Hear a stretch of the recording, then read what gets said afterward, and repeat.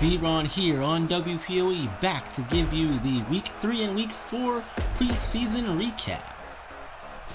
Let's start with the Week 3 game against Oakland.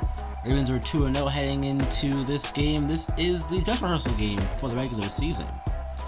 They were actually going up against former Baltimore Raven head coach John Harbaugh on this one too, so that added a little bit of extra fun to the game as well. Harbaugh got to see a bunch of his guys before the game started and everything. Getting into the game now, let's start with the run game. The run game looked really good. The O-line created space for the backs to run, including Mark Ingram's touchdown in the first quarter. It was a big run too. And he continued to see the field well later on into the game, as he broke a second touchdown run in the second quarter. Lamar Jackson, he also took off for some scores as well, twice as a matter of fact. The biggest being a 72-yard run late in the third quarter. Justice Hill and Gus Edwards both shined in the fourth quarter as the backups came in and played for a good bit. Even though they are lower on the depth chart, Edwards number 2, Hill number 3, both guys got a good chance to show what they could do. A 38-yard run from Gus Edwards set up Justice Hill for a 32-yard rushing touchdown in the third quarter.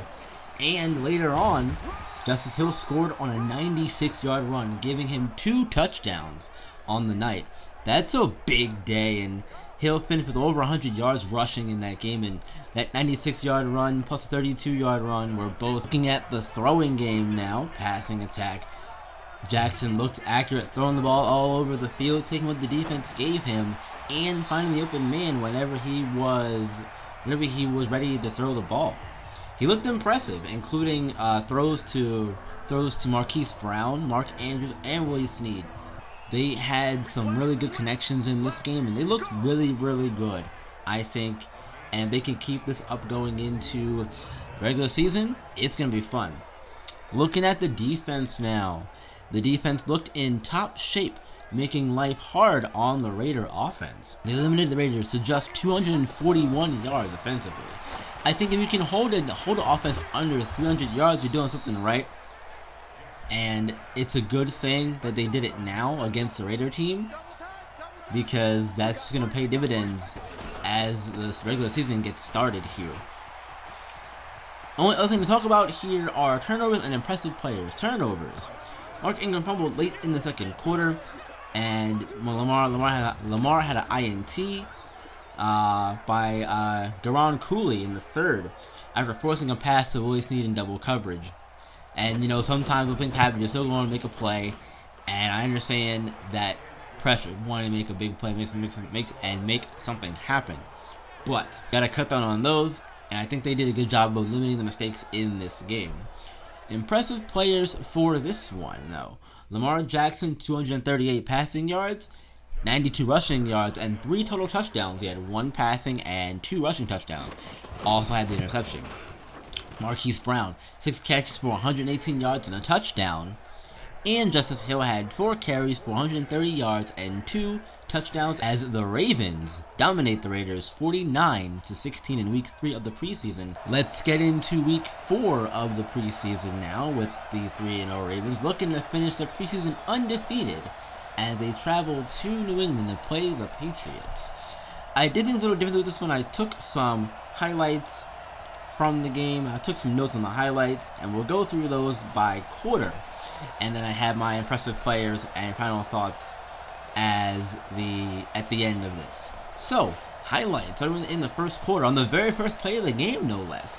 Tim Williams came off the line and hit Tom Brady, first sack of the game, first play of the game too, so that was fun to see. I popped for that one. There was a pass interference on Marlon Humphrey to give the Patriots a first down on third down early in the first quarter. However, the very next ball that was thrown Marlon Humphrey's way was intercepted. So he made up for the pass interference penalty by picking off the ball, and immediately the Ravens get the ball, and unfortunately they go 3-and-out to start their first drive, but they managed to kick a 55-yard field goal to go up 3-0. Later on in the first quarter, there was a 69-yard touchdown pass from Lamar Jackson to Mark Andrews off play action. It was a beautifully thrown ball too, Andrews was able to catch it on the run over the shoulder, and from there take off for 6 points. So it was very impressive to see that kind of throw from Jackson off play action. They didn't run a lot of those last year, so maybe they'll look to add more of those into the repertoire for this season. And there was a play on defense where Patrick Owasso went down after making a tackle. He had muscle cramps, but he would return later on in the game. Final 2 highlights of the first quarter come from when Kendall Fuller broke up a touchdown pass to force a field goal on Brady's final drive of the preseason. And Willie Snead goes down on the last play of the first quarter. He did not return after that, however. I think that was a good decision to not let him come back to the game. Don't want to risk any further injury, especially when we're so close to the games counting. On to the second quarter now with the backups in. First play was from Robert Griffin, and he was actually sacked by John Simon. So good pass rush there from the Patriots, but maybe not the play you wanted to see from Griffin in his first play, coming into the game getting sacked. Anyway, the third down pass was completed to Miles Boykin, and it does get them into Patriot territory.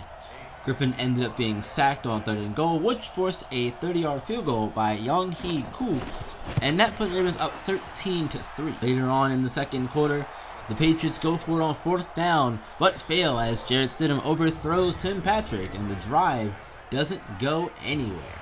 Going a little forward here into the second quarter, a would-be first down pass was dropped on 3rd down by Miles Boykin, and that was an issue for him in this one. Drops were an issue for Boykin in this game. Gotta clean those up as we get going here with the regular season. The final drive of the second quarter ends with a Young-hee Koo field goal after great passes to Nick Boyle and Marcus Green from RG3 set him up. The Ravens go into halftime leading 16-3. Into the third quarter of action here now, as the first drive was continued after the Miles Boykin reception takes Baltimore into Patriots territory. Later on, the touchdown pass intended for Boykin was overthrown, resulting in another Koo field goal, which extended the lead to 19-3 Ravens. Patriots with the ball back now. Some broken tackles and great juke moves from Sony Michel lead to a 27-yard touchdown run. The 2-point conversion is no good, however, but a holding penalty forced a second attempt. That one was also no good, so the Ravens still lead in this one 19-9 at that point. He took off for a big gain of 30 yards, and the third quarter ends the 19-9 Raven lead. Heading into the fourth quarter is Trace McSorley time, as he comes in and completes a touchdown pass to Simi Cobbs, giving the Ravens a 26-9 lead in the final game of the preseason, with a score of their own after a long drive all the way down the field until a pass intended for Josh Gordon was intercepted by Deshaun Elliott in the end zone. And they were going down the field. They were down 10 points at that point in time. So you really want to make a play for the defense to put the game away. Elliott stepped up, made the play, got the interception, and that allowed the Ravens to walk away victorious in the final game of the preseason and end their preseason undefeated with a record of 4-0, with their final game being a 26-16 win over the Patriots. Impressive performances in this one. J.J. Marabli had 3 tackles and a half sack. Marlon Humphrey had the 1 interception. Lamar Jackson, even though he only threw 3 passes, was perfect on all of them. 3 for 3, 85 yards and a touchdown. Gus Edwards had 10 carries for 72 yards. Miles Boykin, 2 catches, 80 yards, but he had 3 drops in this one, so they've got to cut down on the drops. Final week of the preseason means that it's time to cut players and get the roster down to 53 men. Ravens had to cut 9 in total, and here are all of the cuts and guys who got moved to the practice squad. Marcus Green, who played a big role in the preseason, he is going to the practice squad. Ryan SCHRODER, also going to the practice squad, was drafted by Baltimore. To the practice squad he goes. Jordan Lasley, one of the wide receivers, practice squad guy as well. DARVIN, another practice squad receiver. DYLLAN got released. Austin Prohl to the practice squad as well. ARTAVIS Scott, Russell linebacker MALIQUE GIBSON is joining the practice squad. Meanwhile, the cornerback Justin BETHEL has been released. The Ravens were really deep at receiver, so they had to cut down a lot of that receiver depth, and putting a bunch of those guys on the practice squad I think is going to help things a good bit. It gives them some backups guys to hang on to until they get to the point where they're ready to bring them in if they have to, for whatever reason, because they're not really deep at receiver. Well, no. I should say they are deep at receiver, but they're not deep in the talent portion of receiver. Because they have their top 4, which are going to be Marquise Brown, Willie Snead, Miles Boykin, and Cameron Meredith. Other than that, that's about it as far as talent goes. Top tier talent goes in the receiving corps. Now let's take a look, and we'll wrap things up here with a look at the Ravens' regular season schedule, and let's go through this really quick, and we'll go through all the games, and I will give a prediction for the Ravens season at the end of this. So week 1, they're going to start at home with a division game against the Bengals. Week 2, a Monday night game versus the Houston Texans. And week 3, they'll have a Sunday night contest against the Kansas City Chiefs. That'll be a fun one, a rematch of the AFC Championship game from last year. Meanwhile, in week 4, they will go to face the Steelers on Thursday night. Last year, the first time they played the Steelers, they got blown out 42-7. So they're going to want to avenge that one and maybe start this one off on the right foot as far as division games go against Steelers. Week 5, they're going to come back home for a 3-game homestand against the Titans, Bengals, and Steelers. Steelers game is going to be on Monday night in week 7. Week 8, they'll have their bye. That's a good spot to have that, I'd say. Middle of the season, you get your bye, and then finish out the season strong. They're going to start in week 9 a 4-game road trip, starting with the Giants in week 9, the Browns in week 10, the Bills in week 11 on Monday night, and on week 12 they will go to Jacksonville to play the Jaguars, Calais Campbell's former team, which means that we'll get to see Hayden Hurst as well.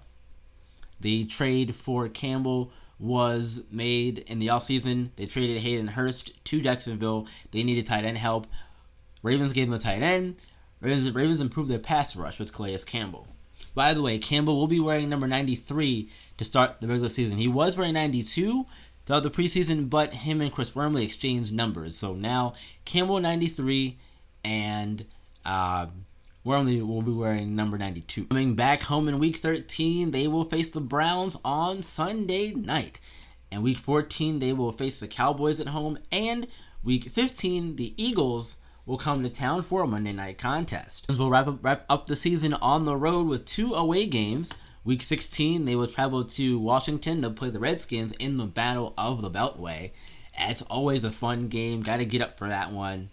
And they'll finish off the regular season against the Colts.